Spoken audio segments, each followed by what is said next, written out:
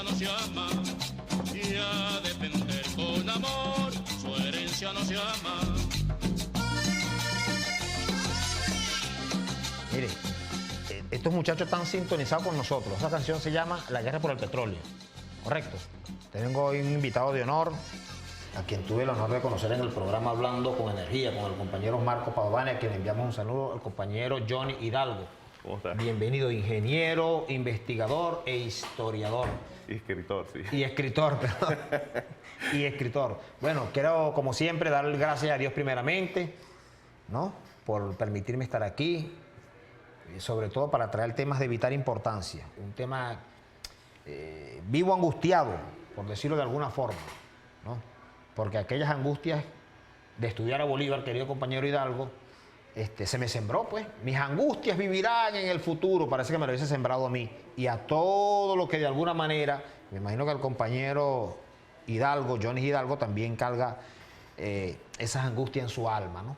Y de hecho, si no nos estuvieses investigando, ¿verdad?, para ver cómo seguimos rompiendo paradigmas, dónde no hemos equivocado, por eso que es vital la historia. Pero te decía tras cámara, Johnny, para introducirnos en el tema, ¿no?, que nos seguimos preguntando quienes no somos expertos en el tema de petróleo, pero que sin embargo entendemos, o lo poco que logramos entender, lo poco que hemos visto, indagado.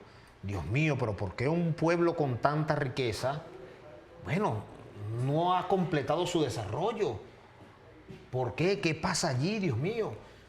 Y sigue siendo el petróleo, hasta ahorita, a pesar de que hemos tratado de diversificar, o lo estamos haciendo, estamos diversificando la economía. La Corporación Venezolana de Guayana despegó, producto de que los trabajadores asumieron una responsabilidad allí. Yo estuve allí y bueno, la pandemia nos ha hecho crear, inventar. Pero quiero que me hables de tu formación académica. ¿Quién es Johnny? A pesar que uno no se define a veces uno mismo, pero ¿quién es Johnny Hidalgo? ¿Dónde te formaste? ¿Qué tiempo tienes en el área? ¿Dónde has participado? Tengo entendido que participaste en Petrocaribe. Quiero que nos comente un poco de eso para que nuestro público sepa quién es Johnny Hidalgo. O sea, no es alguien que viene por aquí, porque a veces aparecen opinadores de oficio que llaman, entonces, sin conocer el área, y entonces, bueno, la gente toma eso como cierto. Sí, bueno, fíjate que ya uno no quiere ni que le digan experto. No, sí. No usen esa palabra, por favor. Sí, por favor, sí, para que no me vinculen por allí. Sí. No, bueno, yo tengo como casi 20 años desarrollándome como ingeniero en el sector energético del país. Digamos, tanto en el sistema eléctrico como petrolero. Ya los últimos 15 años, petrolero. Soy ingeniero electricista de formación base, egresado de la Universidad Simón Bolívar, con maestrías en gerencia ambiental. Ahorita soy doctorante en ciencias de la energía. Y bueno, he participado en más de 20 proyectos de infraestructura energética, grandes todos, tanto en el país como fuera del país, en todos los países miembros de Petrocaribe. Es decir, que uno de los ingenieros que ha trabajado en el desarrollo de la infraestructura de Petrocaribe, pues soy yo. ¿Estuviste desde su inicio con la creación, que me comentaste Chávez, cuando se planteó el proyecto incluso? No, desde el 2009. ¿Desde el 2009? Sí. ¿Ya estaba el proyecto de Petrocaribe? Sí. El cuando Petrocaribe tú entras a participar en ese proyecto. Petrocaribe entra en el 2005. 2005. Sí, se firma el 29 de junio del 2005 y ya en el 2007 se habían empezado los proyectos de infraestructura energética. Y en el 2009 entonces se muestra un primer avance importante y a partir de ahí, bueno, 10 plantas de almacenamiento, 15 centrales eléctricas, más de 12 empresas filiales. O sea. Ya vamos a hablar del carácter estratégico que reviste Petrocaribe, ¿no?, y la visión estratégica del comandante Chávez. Quiero que me lo comentes, pero quiero hacerte unas preguntas quizás desde el punto de vista inicial, que tienen que ver con esas preguntas que nos hacemos quienes nos conocemos de petróleo, como lo decía yo al comienzo, ¿no? ¿Qué pasa con nuestra visión? ¿Somos un país petrolero? ¿Somos nosotros petroleros? ¿Somos un país rentista? ¿No somos un país rentista? Ok. ¿Cómo explicarse eso? Claro. Fíjate, dicen algunos antiguos que para salir del laberinto, la única forma de salir del laberinto es por la puerta por donde entraste. Y es una forma muy buena, creo yo, de ilustrar la importancia de la historia. ¿Cómo empezamos a hacer república? Empezamos a hacer república, bueno, hace 200 años, en una guerra de independencia, donde se empieza a forjar una doctrina que muchos dicen, no, si ahí no había doctrina. No, no, sí, sí la había. Sí había doctrina. Claro. Por ejemplo, Germán Rocío, Germán Rocio, ¿te acuerdas? Juan Germán Rocio, él escribe un libro estando preso luego en Estados Unidos, y ese libro lo agarran los mexicanos y empieza una revolución en México. Y él ahí explica los fundamentos del por qué una independencia en el continente. ¿Ves? Ahora, y bueno, y todo un pensamiento que se va desarrollando sobre lo que es el orden, porque el Estado es el orden.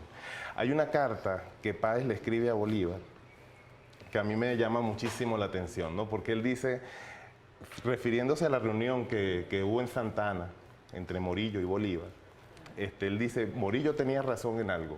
Dice Páez. Dice Páez. Él dice, Morillo tenía razón en algo al decir que le hizo un favor a la República al matar a todos los abogados que habían quedado de su lado. Y nosotros no terminamos la tarea al matar a los abogados que quedaron del lado nuestro. Con las armas hicimos la República y se le entregamos a los abogados para que hicieran las leyes, para que hicieran el Estado, y el mejor de ellos no sabe hacerla de otra forma sino a la española. Claro, eran formados por la... Pero tiene una visión quizás correcta, porque ¿quiénes eran los abogados? Ahí está, eran los abogados de la monarquía. Pensar desde la monarquía la república era un problema, ¿ves? ¿Desde dónde piensas la república? ¿Cómo la vas a hacer? ¿Cómo la vas a diseñar? ¿Cómo diseñas un Estado no monárquico si toda tu formación y toda tu... Es monárquica. Ahí hay un primer problema. Pero fíjate, termina la guerra de independencia, entramos en el siglo XX, ya no en las manos de España, pero la economía sí en la mano de los ingleses, de los alemanes, de los norteamericanos. Pero Bolívar dice en el discurso de Angostura que había que derrumbar todo ese edificio monstruoso. ¿Tenía Bolívar visión entonces de que aquella visión monárquica de los abogados era la que había construido la República y que había que derribar todo ese código de leyes? Fíjate que esa Carta de Paz es de 1825. El Congreso de Angostura es 1819. La visión de Bolívar sobre lo que el Estado debía hacer también es de 1825, no es de 1819. Por eso es que la Constituyente de 1821, que impone un Estado, de alguna manera diseña un Estado republicano, pero Bolívar se da cuenta que ese no era el diseño correcto. De hecho, en 1829, el 4 de agosto, le dirige una carta al general Mariano Montilla diciéndole algo que creo que resume en gran parte la doctrina de Bolívar. Y dice, si no tenemos una nueva razón y un nuevo orden, lo que legaremos a la posteridad será un nuevo coloniaje. O sea que las condiciones que veía Bolívar para superar el colonialismo era precisamente lograr un nuevo orden y una nueva razón. Ahora, ¿se logró o no se logró? No se logró. Bolívar diseña un nuevo orden y lo propone en la Constitución de Bolivia. Y se logra establecer en Bolivia, pero luego viene casi inmediatamente un golpe de Estado que hace que Sucre salga de allá. Y luego viene la Convención de Ocaña, y fíjate que en la Convención de Ocaña Bolívar no participa físicamente, pero envía una carta y dice: nuestro gobierno está fundamentalmente mal constituido. Él está sabiendo, él se da cuenta que el problema del Estado era el orden, pero es que el Estado es un orden por definición. El Estado se define, y esto ya lo dice Hans Kelsen, que es el que consideran como el papá del derecho positivo. Positivo. Entonces, Hans Kelsen dice, el Estado es un orden jurídico. Ahora, ¿cómo tú diseñas ese orden? ¿Bajo qué paradigma? ¿Qué está debajo? ¿Qué está de fondo? ¿Ves? Ahora, Bolívar se da cuenta de eso, y hay detalles, pues, y hay toda una explicación del por qué un presidente vitalicio, por qué una cámara, cuántas cámaras en Congreso, etcétera. Él analiza todo ese diseño. Analiza todo ese diseño, dice pero que dicen que deben ser permanentes los senadores. Claro. Y que sus hijos deben heredar eso, y que debe haber una escuela para senadores y todo eso. Todo tiene un porqué, que bueno, sería largo de explicar, debatir, pero me estás hablando del primer error que cometemos. El orden, sí, en la constitución del orden. Claro. Es el primer error que cometemos, la puerta. El error es no tomarlo en cuenta, porque hay que fallar diseñando el orden, hay que fallar necesariamente, porque tienes que ir probando. Y no te sirve este orden, ajusta y vas ajustando, porque estás, en ese momento estás diseñando la república. Vienes de una monarquía toda, durante miles de años. O sea, hace 3000 años los chinos escribían sobre los gobernantes, y escribían era sobre un gobernante emperador, que nacía gobernante. O sea, no se pensaba en un gobernante o teorías para un gobernante que era electo. Que eso era no electo, existía, eso no pero existía. durante miles de años fue Miles así. de años fue así. Ahora tú dices, no, ahora no, pues ahora vamos a elegirlo. Ahora es democracia y es república. Ah, sí. ¿Y cómo es eso? ¿Y cómo es eso? Ah, entonces ese es un orden, ¿ves? Pero ese orden tienes que irlo probando. Ahora, cuando creemos que cuando naturalizamos el orden y lo hacemos normal, con todas las fallas que tiene, ahí está el error. Ahora, ¿cómo impactó eso en el tema petrolero? Ah, porque el Estado no se hace nacional hasta que llegan las transnacionales petroleras. O sea, cuando termina el siglo XIX termina con el caudillismo, no había un gobierno nacional, no había un Estado nacional, no había una institución que tuviera una cobertura del territorio nacional. También tuvo que legislarse de manera improvisada, por así decirlo, cuando se descubre el petróleo y comenzamos a hacer un estado Claro. petrolero, por decirlo de alguna forma, no sé si es la Claro. definición correcta. Bueno, tú dices... Y en ese inventar cometemos el error de ser país rentista y de decir Claro. que somos un país petrolero, que somos petroleros. Claro, porque el rentismo, bueno, lo que pasa es que vamos muy rápido. Vamos muy rápido. Sí, va. Usted me dice, mire, Porque no. estamos a punto, ve, Ajá. lo que estamos planteando aquí Ajá. es que el discurso que sostiene o los argumentos que sostienen todo el discurso político o de todos los políticos, de todos los académicos religiosos de este país está equivocado. Entonces vamos a ir a esos fundamentos. ¿En qué coinciden todos los políticos y los académicos de este país, independientemente de su militancia Sí. o adoctrinamiento? ¿En qué coinciden? En que somos petroleros y que somos rentistas. Lo que vengo a decir Lo he escuchado siempre. y mi de querido todas compañero. las corrientes. Y de todas no las importa corrientes. si eres de izquierda o derecha. Hay que salir del rentismo. Ajá, Dicen. claro. Tenemos años siendo un país rentista. Carlos Andrés, que ejecutó en su primer gobierno la nacionalización de la industria petrolera, decía, tenemos que ser una Venezuela productiva. Ah, es que no lo éramos. ¿De dónde viene eso? El rentismo toma la difamación de la conquista española. ¿Cuál fue la difamación de la conquista española? Que éramos un país flojo, de gente floja. Entonces, claro, ¿qué es el rentismo? El rentismo es la idea, o sea, lo que te dice es que un país es rentista cuando no produce su riqueza con trabajo. Eso es un país rentista. Eso es un país rentista, que vive de la renta de la tierra. Esto lo agregan después, porque los primeros acusados en la historia de ser rentistas no fuimos los venezolanos, fue Inglaterra, Holanda, Suiza.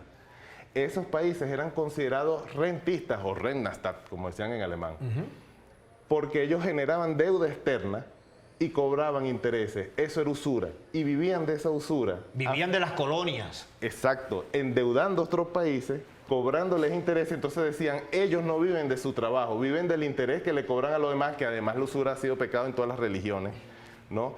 Tuvo que haber un cambio en la doctrina católica y en otras religiones para poder aceptar eso de cobrar intereses. Hubo un sector que se aprovechó precisamente de ese planteamiento religioso. Claro, Pero entonces, bueno, otro tema. esos eran los países rentistas originales y a ellos se les asociaba, el ser rentista se les asociaba el término parásito. Cuando Arturo Uslar Pietri escribe su artículo de Sembrar el Petróleo, utiliza, hasta donde yo he encontrado por primera vez, quizás alguien lo hizo antes, pero lo que yo he encontrado es que el más antiguo, él utiliza el término parásito para referirse de que si no sembramos el petróleo íbamos a terminar en siendo parasitarios, etc. Y a partir de ahí empiezan a conectarnos, es el año 36, empiezan a conectarnos el término rentista a nosotros. Y entonces decían, viven de la renta de la tierra. Y hemos vivido con esa equivocación por muchísimos años. Por muchísimos años. Porque lo primero que algunos han señalado es que la renta la produce el trabajo. Entonces es imposible que no vivas de tu trabajo. Entonces habría que aclarar qué es la renta. Había que aclarar la renta, porque Claro. se puede acuñar fácilmente. Claro, Si entonces- la renta es el trabajo, bueno, tú vives de tu renta, de tu trabajo. Claro. Entonces en la economía hay distintos paradigmas. Hay distintas escuelas. Hay una escuela que es la más clásica, digamos, la de David Ricardo, la de John Locke, la de este señor tan nombrado, bueno, y luego Marx. Todos ellos son de la teoría del valor trabajo. Es decir, Correcto. la riqueza la produce el trabajo. Ahorita hay otras teorías, como la teoría del valor subjetivo, entonces asocian la riqueza a la utilidad marginal y otras cosas, no al trabajo exactamente. Entonces, para tú descalificar a un país y decir que su riqueza no la produce el trabajo, tienes que basarte en la teoría del valor-trabajo, pues, necesariamente. Necesariamente. Ok. Entonces, quien mejor describe la teoría del valor-trabajo es Carlos Marx. en su libro El Capital. El capital. Perfecto. Ahora él te dice ahí, son 3 factores de producción. Tierra, capital y trabajo. Tierra, capital y trabajo. Una vez que ese sistema de esos 3 factores producen la riqueza la vas a distribuir entre esos 3 factores. ¿Sí? Al trabajo le da salario. Esa es una parte de la riqueza. El resto es plusvalía. Que es la que se apodera el capital. Los otros 2 factores. El dueño de la tierra. El capital recibe la ganancia y la tierra recibe la renta. Cuando establece un régimen de concesiones, vas a tener trabajadores, le das su salario, listo. Ahora, el Estado se reservó la minería, entonces él es el propietario de la tierra, es el terrateniente en el caso de la explotación petrolera. Y por esa propiedad recibe renta. Mientras que quien puso el capital, que fueron las transnacionales petroleras, recibían la ganancia. Entonces, la renta es la retribución que el Estado recibía por el tema de que era el propietario de la tierra. Ahora, ¿cómo decir que debemos erradicar ese concepto y decir no somos un país rentista? Porque si entendemos que no somos un país rentista, empezamos a valorar nuestro trabajo. Mientras decimos que somos rentistas, es porque no trabajamos y no producimos. Entonces, ¿de qué vivimos? ¿Ves? Y además ocultamos la producción que sí tenemos, pero al ser oculta, se nos va por contrabando, por ejemplo. O está aquí, le ponemos una etiqueta Made in, quién sabe en dónde, ¿no? Y no reconocemos que es trabajo nacional. Y si no reconocemos nuestro propio trabajo, tampoco le damos valor. Y si no le damos valor al trabajo, en la repartición de la riqueza, ¿cómo queda el salario? O sea, podríamos hablar un tema de conciencia entonces, de conceptualizar las cosas. Claro. Para poder entender. Claro, de resignificarnos. ¿Qué somos como venezolanos? Si no podemos entender lo que somos, no vamos a entender lo que nos pasa. ¿Acaso no cometimos el error, por ejemplo, de pensar de que el problema de la moneda era una página en internet que publicaba una tasa distinta? Y eso no, eliminar, por ejemplo, que eliminaran la página de Today. Que finalmente eso no resolvía nada, porque eso no era el problema. Si no identificamos claramente el problema, y más en la raíz, entonces no lo resolvemos, no salimos del laberinto, ¿te das cuenta? ¿Cuál es la diferencia que hay? ¿Somos un país petrolero o somos petroleros? ¿Cuál es la diferencia que analiza José Hidalgo desde allí? John Hidalgo. Sí, fíjate, para responderse a eso tengo que retomar lo anterior. Dije que cuando terminó el siglo XIX no teníamos un Estado nacional. Para desarrollar la industria petrolera se constituyó un Estado nacional, se dio un golpe de Estado, se impuso la dictadura de Juan Vicente Gómez y él, en su dictadura, elimina el caudillismo y crea el Estado nacional. Por fin. Ahora, ese Estado nacional se crea bajo el paradigma del ser petrolero. Pero quien decide si el país es petrolero o no, no fuimos los venezolanos. Eso fue un rol que se nos asignó afuera. Y nosotros aceptamos el rol. El rol. Claro, somos un pero país además petrolero y exportamos petróleo. sobre una total ignorancia sobre cómo se manejaba el tema petrolero. Y eso lo reconoce Gomesindo Torres en su momento. Claro. La primera ley... Creador de la OPE. Claro, en el excremento del diablo le llamaba Gomesindo Torres al petróleo. Ya sí, ese es pedazoso, ok. Pero fíjate, en 1912, la Shell se hace de las concesiones que la dictadura le había dado a algunos venezolanos. Y la primera ley que tenemos es de 1920. Pero como te digo, sobre mucha ignorancia pues, de lo que pasaba. Luego en 1960 se dice, oye, vamos a hacer una empresa del Estado para ver cómo es la cosa de verdad. Y la renta se pagaba basado en los precios de venta. ¿Ves? Hay que tener cuidado con estas palabras, renta y venta. Son dos cosas. Okay. Son dos cosas. Ajá. Pero lo que pasa es que no quiero que se me pronunciar mal y que no se entienda bien que estoy hablando cuando hablo de una y de otra. No se preocupe. Entonces, le doy lo que quiero decir. Se pagaba una renta sobre la base de una venta que se hacía, pero realmente ellos no vendían nada. Ellos metían ese crudo en sus refinerías afuera. Entonces, no había un precio de realización exacto y lo controlaban totalmente para hacer declaraciones aquí. O sea, todo el tema de comercio internacional no se manejaba. Y todavía ahora, pero ¿cómo hoy... se puede visualizar eso, mi querido John Hidalgo? ¿No? Porque, bueno, hubo un petrolero y había una Venezuela saudita aquí. Ajá.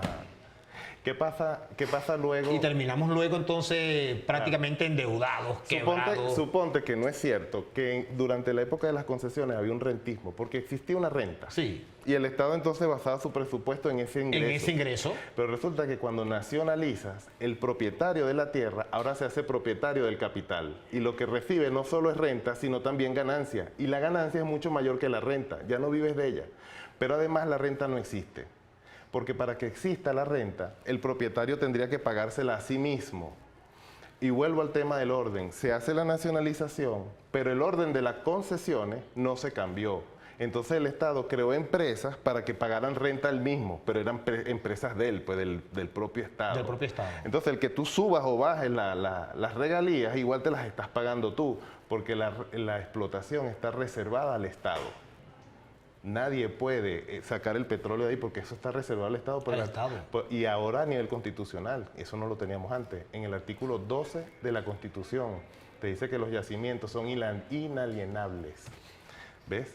Entonces pero está protegiendo un recurso natural nuestro. Claro, eso está protegiendo, pero precisamente por eso no hay renta.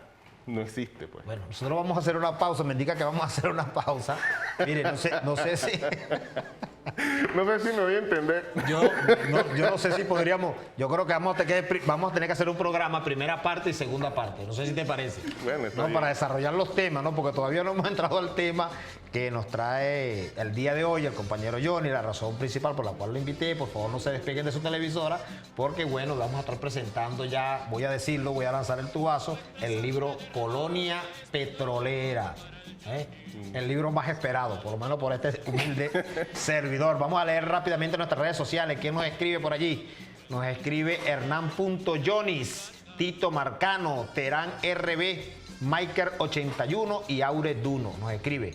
Bueno, vamos a saludar a la Radio Nacional de Venezuela, que está cumpliendo 86 años. Radio Nacional de Venezuela, una emisora a la vanguardia. Felicitamos a su presidenta, Ibimar Jiménez, por estos 86 años de lucha, de batalla. Además que la radio ha sido por excelencia, porque llega a todos los rincones. Usted ve en el carro, allá en frontera, por todos lados. Así que Radio Nacional de Venezuela, desde la televisora de la Fuerza Armada Nacional Bolivariana, nuestro abrazo, nuestro reconocimiento. Sigan adelante, que además Radio Nacional de Venezuela, tengo entendido, ahora es una radio también multiplataforma.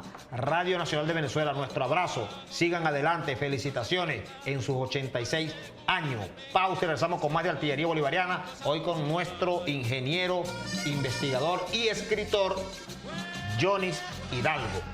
Para seguir hablando del tema petrolero, parte 1. Yo creo que vamos a tener que hacer una segunda parte. Pausa y regresamos.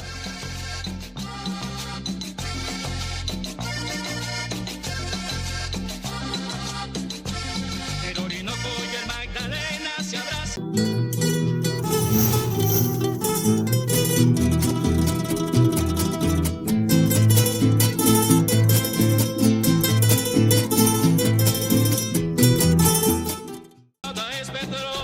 Para el yanqui, soldado, vuelta al fusil.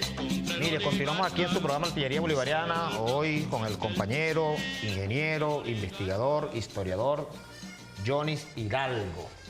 Hay algo que me gusta mucho, porque quizás coincidimos en eso. Hay que revisar la historia, lo decía yo al día de ayer, al propósito de los 60 años de mi comandante Chávez. Hay que revisar la historia, pero como un elemento para buscar allí dónde hemos fallado. Y como tú señalabas, desde el principio, desde la creación del Estado, a ver por qué hemos fallado. Ah, pero esas fallas son aceptables, por así decirlo, ¿verdad? Porque, bueno, como después de 200 años de coloniaje no vamos a tener todavía secuelas de ese Estado coloniaje. Lo que sí tenemos que es seguir corrigiendo todas esas fallas, ver cuáles son las fallas que hemos cometido para corregirlas. Como aquella que hemos señalado, 100 años diciendo, o yo escuchando hasta ahorita, imagínense ustedes, queridos compañeros, ¿no? Hasta ahorita yo, todavía mantenía yo. Por eso es que uno siempre hay ignorancia, vean, en algunos temas, y hay que dejarse escuchar, asesorar. Por eso que bueno, que no nos llamen expertos, Hidalgo, que no nos llamen expertos. Pero yo tenía 100 años escuchando, no, bueno, yo no tengo 100 años, ¿no? Pero bueno, al tiempo que tengo de vida, diciendo que tenemos que salir del rentismo petrolero. Algo que no existe, atacando un problema que no existe. Exactamente. Entonces, ¿somos petroleros? ¿No somos petroleros? ¿Cómo definir eso allí? Exactamente. ¿Qué somos como país? Lo ¿Qué que pasa somos es que, como país? mira, responder eso es difícil. Yo no me atrevería en este momento. Porque incluso como persona, ¿quién soy? Es una pregunta compleja. Es compleja. Claro, cuando tú mismo te preguntas quién eres, vas a descubrir todos los códigos que están dentro de ti que te permiten construir una interpretación de lo que te rodea, es decir, una interpretación de tu realidad. Si tú tienes una tergiversación o una distorsión sobre esa identidad que tienes sobre ti mismo, entonces todo lo que te rodea te va a aparecer o lo vas a interpretar de una manera inadecuada. Y es lo que pasa. Si nosotros interpretamos la economía, por ejemplo, pensando que somos petroleros y no lo somos, porque nuestra población no conoce la industria petrolera, no solo porque no está en contacto directo con el petróleo, sino que no conoce el orden que está dentro de la industria. Entonces nosotros no podemos interpretar la economía adecuadamente. Y empezamos a atacar, sobre todo en esa materia. en esa materia y en otras. Y en otras. Claro. Mira, aquí en Venezuela se producen tantas cosas. Aquí se producen barcos. Ve, cualquiera diría, ¿qué? Aquí hay fábrica de barcos. Se producen barcos por lo menos hasta 20 toneladas. Barco hasta esa capacidad. Hasta Más esa allá no hay capacidad. capacidad, pero hasta esa capacidad sí. Y aquí se supone que nadie produce barco. Fíjate, y se producen. Claro. Entonces, y eso No lo había escuchado. claro, y yo he visitado esas fábricas. Entonces, esa tecnología aquí la tenemos, pero creemos que no. Y así como eso, creemos que no producimos nada, que somos monoproductores. Ahora, Hidalgo, ciertamente todavía no hay una fuente de energía, no hay en el mundo, que pueda sustituir, a pesar de que se están buscando los coches eléctricos, mil cosas, no lo hay. mil fuentes de energía, todavía sigue siendo el petróleo la principal fuente de energía en el mundo. Claro. ¿No? ¿Cuál es la visión y cuál es el manejo que tú, Hidalgo, en tu Bien. experiencia, además de la visión de Petrocaribe, no sé si la pregunta es muy larga y te permita responderla, pero tuviste toda una experiencia, pero Claro. tenemos ese recurso allí que es estratégico para el mundo. Te lo voy a comentar así. En la misma OPEP, los países miembros dicen, no existe una transición energética, refiriéndose a que no hay un cambio de la matriz energética del petróleo a otra fuente. No la hay. Ellos la niegan, y es verdad. Pero ellos lo niegan, y nosotros también, porque nosotros consumimos la fuente de energía que tenemos. Un país que no tiene ni una gota de petróleo en su subsuelo y depende del petróleo, tiene que forzarse a proponerse una transición energética a una fuente de energía que sí tenga. Bolivia, por ejemplo, ella tiene gas, tiene litio, y tiene geotermia. Que son fuentes de energía. Claro, y tiene geotermia, que son fuentes de energía importantes. Entonces, ¿qué tiene que hacer Bolivia? Tener una matriz energética que predominantemente participe en las fuentes de energía que tiene, no las que no tiene. No las que no tiene. Exacto. Por eso es que en el mundo las potencias occidentales que no tienen el petróleo se plantean una transición hacia fuentes que sí pueden tener. Pero ¿quién cubre los costos de esa transición? Ellos están acostumbrados a transferirnos los costos de sus problemas a nosotros. Pero ve que desde hace 20 años han tenido problemas con eso. Y en el 2008 se les revienta una crisis financiera mundial. ¿Ves? Ellos necesitan transferir esos costos, entonces nos dicen cambio climático, no sé qué, y empiezan a orientar nuestras políticas energéticas para que nosotros compremos esa tecnología y por esa vía cubrir los costos de la transición que ellos necesitan, pero que nosotros no necesitamos, porque nosotros tenemos el petróleo que necesitamos para cubrir nuestras necesidades energéticas. Y ahí está un cambio de visión. Nuestro petróleo tiene que ser para nosotros. ¿Para qué se utiliza el petróleo? Por ejemplo, durante la gestión del comandante Chávez, para la integración regional, para el desarrollo interno del país. Fue la visión estratégica del comandante Claro. Chávez. Lo segundo, fíjate, tres líneas importantes. Lo primero, el desarrollo del país, lo que él llama desarrollo endógeno. Lo segundo, la conformación de un bloque geopolítico regional, latino-caribeño, Petroamérica, que tenía tres partes, Petrocaribe, Petrosur y Petroandina. Entonces, ese bloque estaba rezagado porque África tenía su bloque, la Unión Europea su bloque, los asiáticos su bloque, Norteamérica su bloque y nosotros no. Entonces, estábamos colocando el petróleo como el elemento unificador que le daba génesis a ese bloque. Y lo tercero, la constitución de las alianzas estratégicas con países de otros continentes, Irán, China, Rusia, Bielorrusia, etcétera, ¿ves? Entonces, esas tres, claro, quizás los técnicos le decían diversificación de mercado, no sé qué. Pero esas tres Pero una líneas, visión más allá de la diversificación del mercado. De Claro. diversificar el mercado es la unión, la integración y que eso sirva para otros intercambios, Claro, para porque- otras cosas que necesito. Porque la región... Ahí estaba la visión, le pregunto, ahí estaba la visión de Arturo Pietri. Hay que sembrar el petróleo. No, era la visión. yo creo que claro que todo forma parte de un todo. Y por supuesto que esa expresión de sembrar el petróleo tuvo su peso ahí. Porque entonces tú dices, bueno, ¿qué es sembrar el petróleo? Nosotros decimos, cuando tú hablas, cuando yo te hablo, tú no me escuchas a mí, tú te escuchas a ti.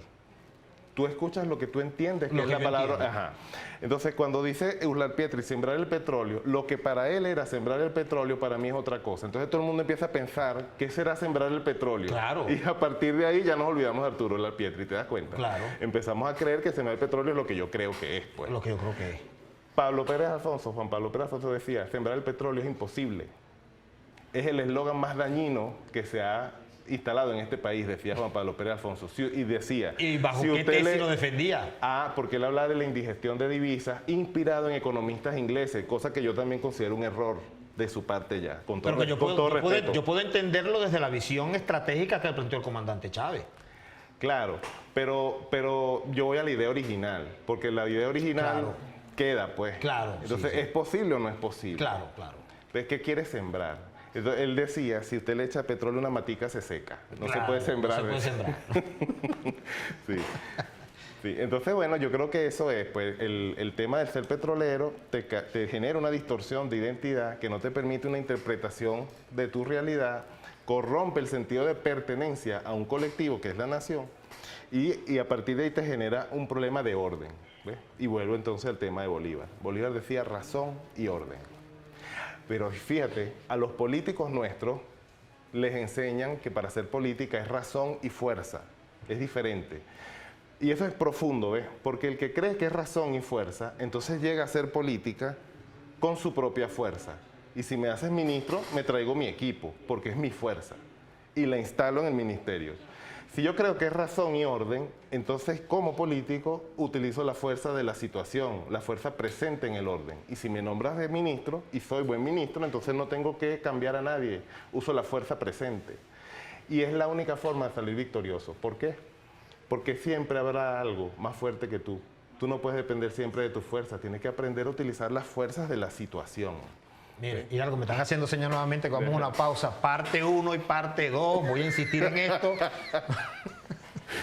Mucha tela que cortar, porque es un tema vital, porque además tu experiencia como investigador, tu participación en Petrocaribe, ¿no?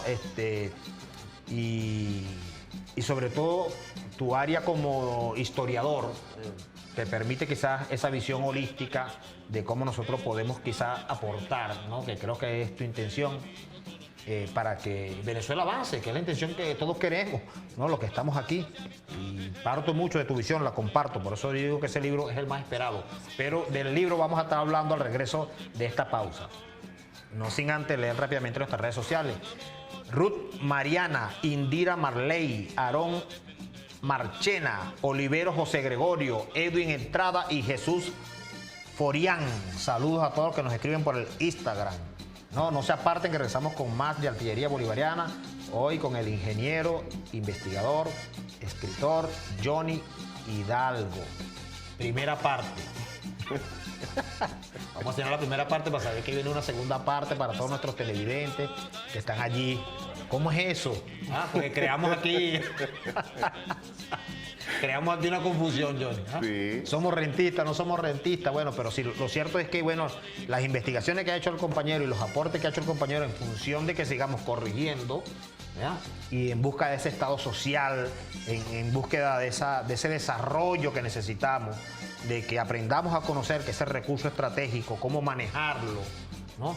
Quizás regular algunas cosas, por ahí están discutiendo la gente de PDVSA, el tema de las leyes, el tema de los trabajadores. Bueno, ¿estás participando, Johnny, en esas discusiones? Debería incluirte, ¿sí? Sí, claro. Ah, bueno, listo, estamos tranquilos. Puedo ir en paz. Vamos a una pausa, regresamos con más de Artillería Bolivariana. Ese pedazo de tierra no alcanzará para enterrar nuestros muertos. Ven, amigo colombiano, vamos juntos a cantar.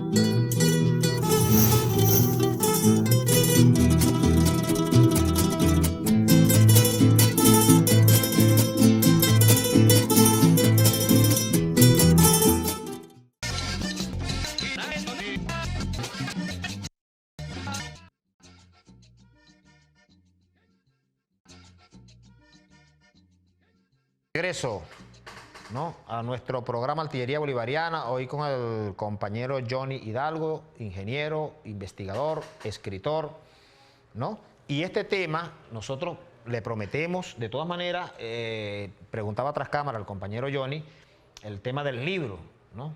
Lamentándolo mucho, el tiempo nos pasó muy rápido, por eso hablaba de 2 partes del programa. Sin embargo, me aclara el compañero Johnny que el libro está estructurado y explica con mucho mayor detalle todo el tema histórico. Háblanos del libro. Sí, el libro, te voy a decir cómo está estructurado y después te digo con los detalles. Con los detalles del libro. Ajá. Tiene 4 capítulos. Un primer capítulo explicando el fenómeno de la identidad del ser petrolero, cuáles son nuestras implicaciones y cómo históricamente se formó esa idea en nosotros. Porque en las universidades europeas y norteamericanas hablan del proceso de construcción de naciones, cómo se construyen naciones. Y para ello, todo lo que son tradiciones y todas esas cosas son inventos. Se inventan y se orientan desde el Estado y hay todas unas técnicas que se desarrollaron para eso.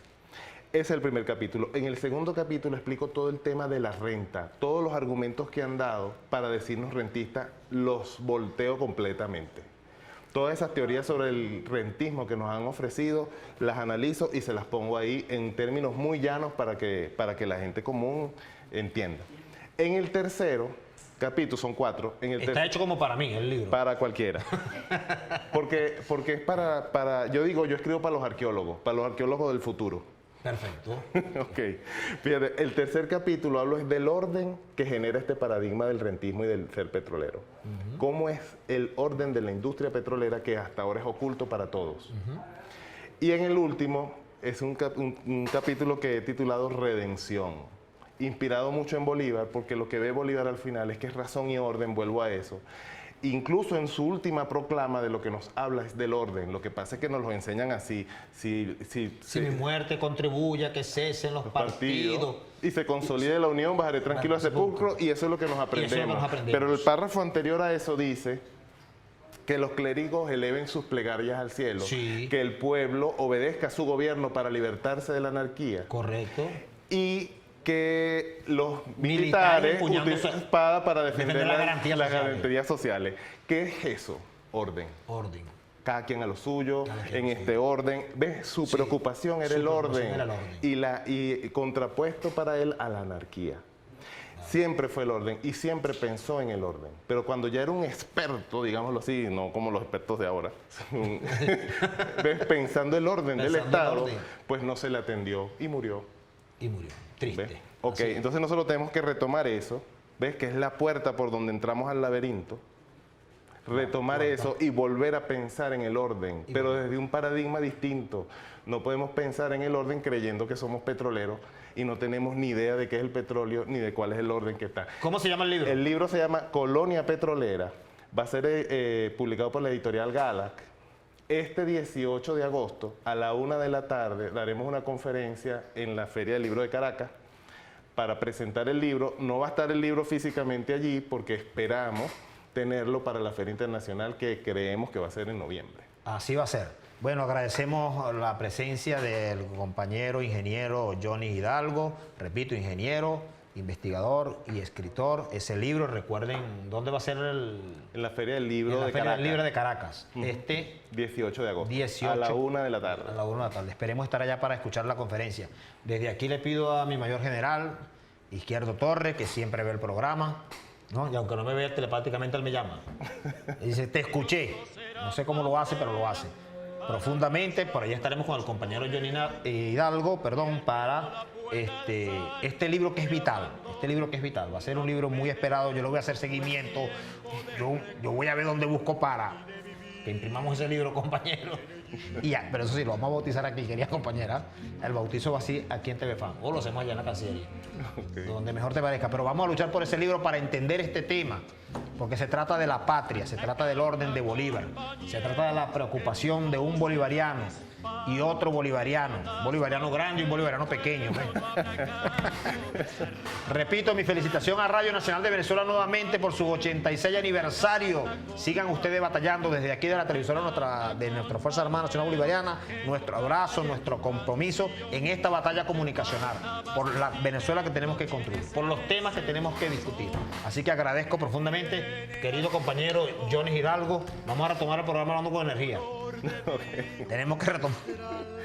Claro, porque se trata de un país energético, pero que ya tiene que comenzar a ver cómo utiliza ese recurso como hacen los europeos. Claro. Tú señalabas allí. Bueno, nos despedimos. Porque si no, sigo encadenado aquí. Nos despedimos hasta una nueva entrega. Gracias, compañero Johnny Hidalgo.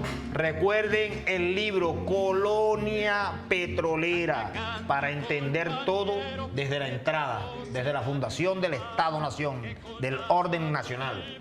Así es. Desarmado, canta, canta, compañero, canta, canta, compañero.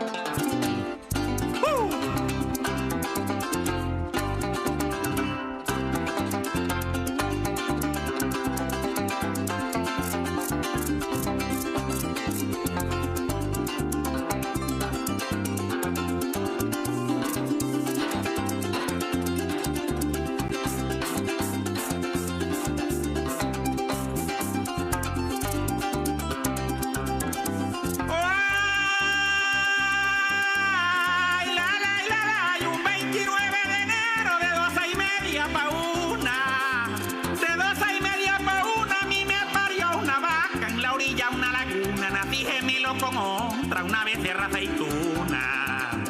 Una vez de raza aceituna me cortaron el cordón con una concha guarura. Un babo me dio un pancazo golpeándome en la columna. Me peloteó un mato de agua, me cruzó por la cintura. De contra pa' las culebras, no sufra de mordedura. Me adornó un gabán pionío con plumaje de blancura. Pa' que yo fuera llanero y tuviera buena pluma. En la concha una galapa, que esa fue mi humilde cuna. Y jugaba con el hueso de una cabeza picura. Así yo me fui formando entre llanura y llanura, mamándole a todas las vacas, las jetas de mi hacía espuma, peleando con los becerros me salió la encachadura. El primer amor que tuve fue una becerra lebruna,